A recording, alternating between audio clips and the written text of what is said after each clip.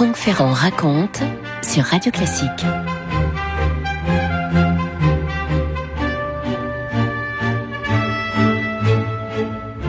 Nous sommes fin janvier 1943 à Cologne, en Allemagne, à 60 km de la frontière belge. Dans un nuage de vapeur, un train est en train d'entrer en gare, une gare pavoisée de drapeaux nazis, sillonnée de Feldgendarmen. Un homme descend d'un wagon, il est belge, il a 30 ans et Pierre Anquetin nous le décrit d'un physique passe-partout, plutôt frêle, le nez aquilin, les lèvres fines, dit-il, il a l'air affable, il s'appelle donc Victor Martin. C'est un universitaire, il est docteur en sociologie, et s'il vient en Allemagne, Victor Martin, c'est officiellement pour mener une recherche sur la psychologie différentielle dans les classes sociales. Le prolongement d'une étude comparative qu'il avait déjà réalisée avant-guerre en France, en Belgique et justement en Allemagne pour sa thèse. Il a obtenu des autorités nazies un passeport pour Cologne et c'est donc à Cologne qu'il a rendez-vous avec un certain nombre d'universitaires allemands. En réalité, vous vous doutez bien que si je vous parle de lui, c'est que tout cela n'est qu'une couverture. Certes, Victor Martin est bien sociologue, mais il est surtout résistant. Il a adhéré au Front de l'Indépendance, le FI, qui est un des principaux mouvements de résistance belge, né après l'invasion du pays en mai 1940. Le FI regroupe des résistants de la gauche et du centre. L'un des organes du FI, c'est le Comité de défense des Juifs, dont le but est de protéger les Juifs belges persécutés par l'occupant. À l'automne 42, le Front de l'Indépendance a justement décidé de confier à ce Victor Martin, parce qu'il parle allemand et qu'il parle même très bien allemand, une mission de renseignement, mission des plus périlleuses. Donnons la parole à Victor Martin lui-même, c'est lui qui vous parle. Depuis septembre 1942, un grand nombre de Juifs, hommes, femmes, enfants, vieillards, avaient été déportés de la Belgique vers l'Allemagne. Où conduisait-on ces malheureux? Que devenaient-ils? Voilà ce qu'il s'agissait de savoir. Les renseignements dont disposait le FI parlaient de la Haute-Silésie, donc en Pologne annexée, parlaient de Katowice et de la ville d'Auschwitz.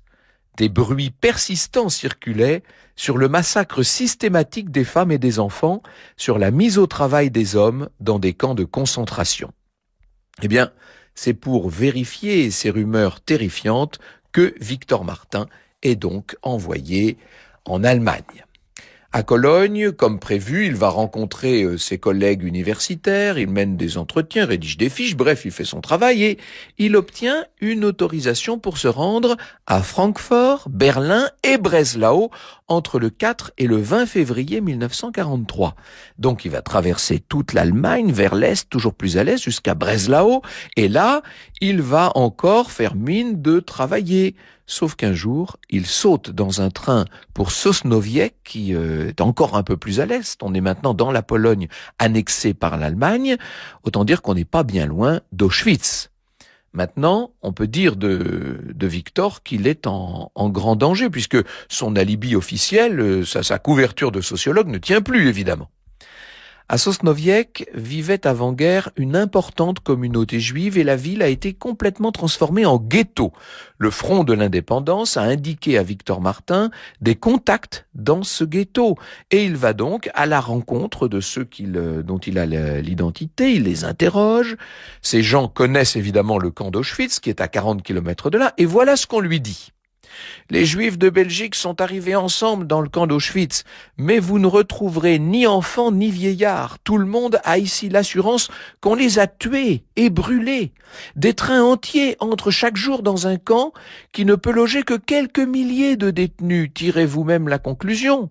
Nous sommes ici tous en sursis.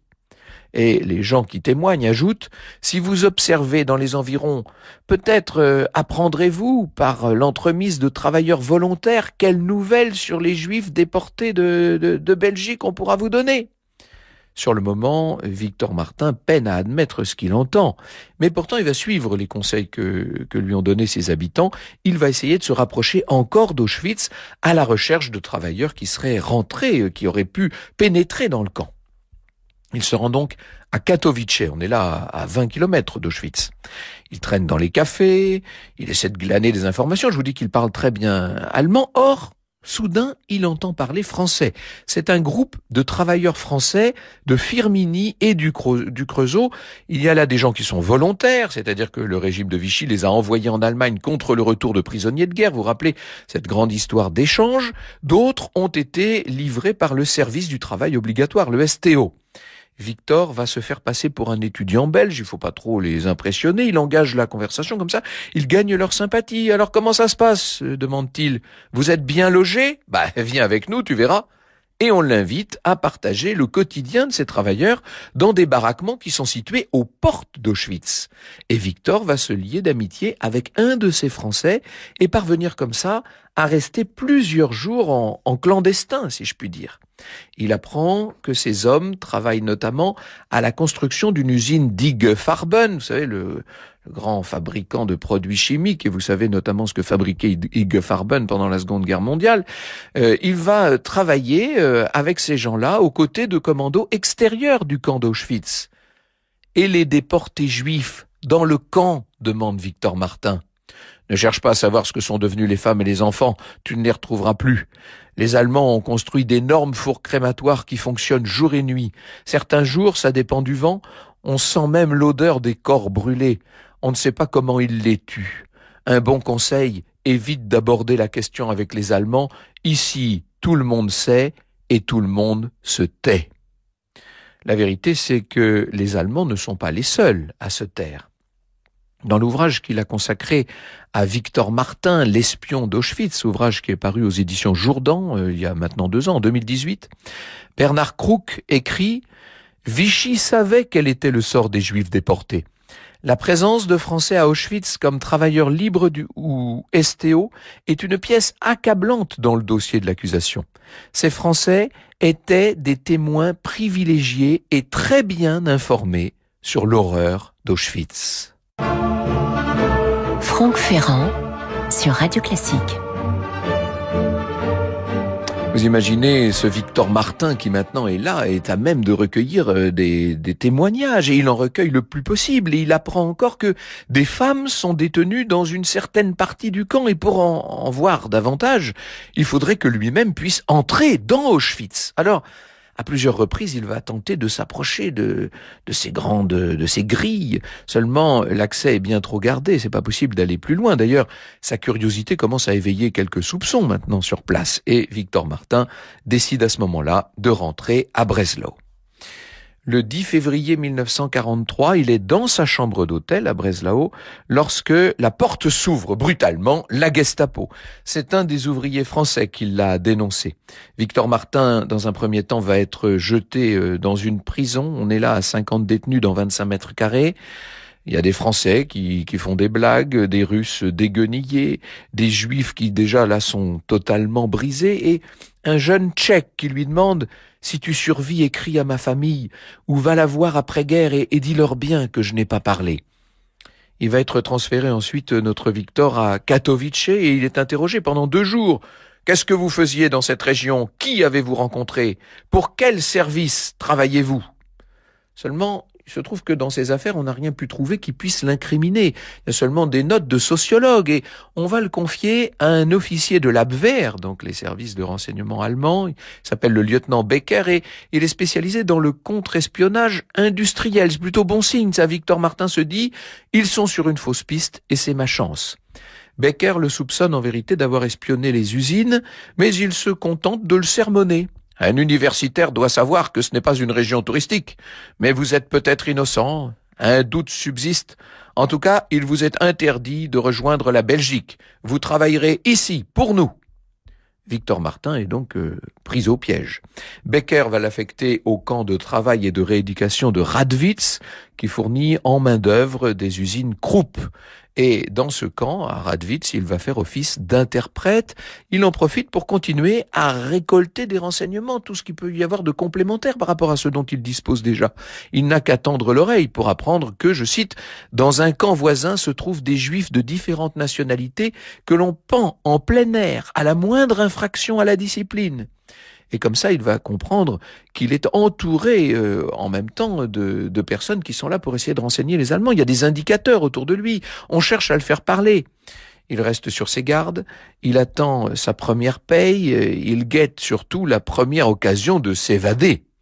Et c'est ce qu'il va parvenir à faire le 15 mai 1943. Dans des circonstances qu'il ne précisera pas d'ailleurs. La plupart des évadés sont rapidement repris, seulement lui va réussir à circuler incognito. Faut vous dire qu'il parle très bien allemand, encore une fois. Avec sa paye, il achète un billet de train pour Aix-la-Chapelle, il retraverse donc l'Allemagne dans l'autre sens. La chance et une connaissance parfaite de la langue allemande, dit-il, me permirent d'éviter les contrôles occasionnels des trains. Depuis Aix-la-Chapelle, il va rejoindre la frontière belge, il va la franchir à pied à Malmedy, et puis il se fond dans l'anonymat bruxellois. Ouf, il est de retour dans sa ville. Et bien sûr, il reprend contact avec son réseau. Les chefs du Front de l'Indépendance et du Comité de défense des Juifs se réunissent en urgence dans un appartement discret de Bruxelles et là, on l'écoute horrifié faire son compte-rendu. Il parle de l'arrivée des trains à Auschwitz et des hurlements et du tri, des femmes, des enfants, des vieillards exterminés, des autres qui sont réduits en esclavage avant d'être supprimés et puis de ces fours crématoires qui fonctionnent jour et nuit. Victor Martin s'attelle à la rédaction d'un rapport qui va faire 100 pages. Un résumé de ce rapport est envoyé sans attendre à toutes les branches du FI avec cette instruction: il ne faut plus laisser un seul juif répondre aux convocations officielles qui conduisent immanquablement à la caserne d'Ossin de Malines et de là à la mort. Tous les juifs doivent entrer immédiatement dans la clandestinité avec l'aide de la population belge. Précisons que ce mouvement était déjà engagé, seulement le rapport Martin donne beaucoup plus d'urgence encore à la nécessité de sauver les Juifs et il apporte du poids à la propagande anti-nazie. Une copie du rapport est même envoyée à Londres et une synthèse va être publiée dans la presse clandestine. C'est comme ça que le Flambeau, le journal du comité de défense juive de Belgique, va dresser en octobre 1943 un constat lucide. De toutes les communautés juives européennes, est-il écrit.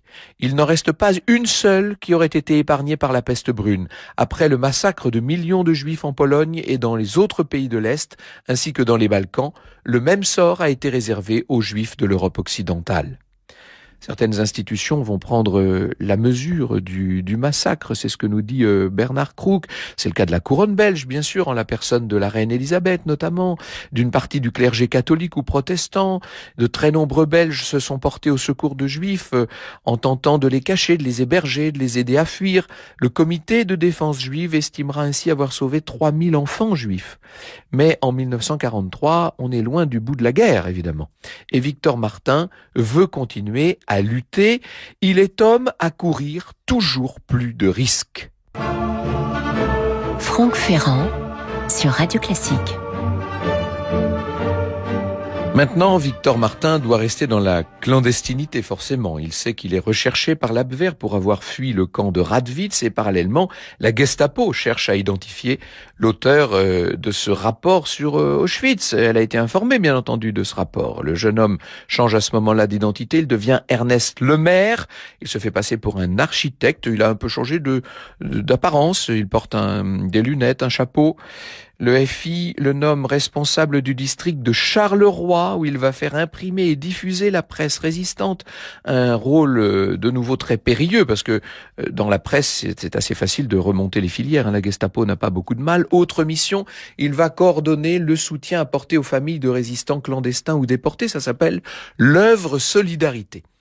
Il prend toutes les précautions, rendez-vous très discret aux arrêts de bus ou dans les gares ou comme on peut dans un parc, sur un banc qu'on désigne, réunion dans des appartements clandestins, etc. Mais ça ne va pas suffire. Le 21 juillet 1943, à Bruxelles, un de ses camarades est arrêté, torturé, il va parler. Quand Victor Martin se rend au rendez-vous qu'ils avaient ensemble, eh bien, c'est la Gestapo qui est là, qui l'attend. Impossible de nier cette fois, puisqu'on découvre sur moi des documents qui devaient être discutés au rendez-vous, racontera-t-il.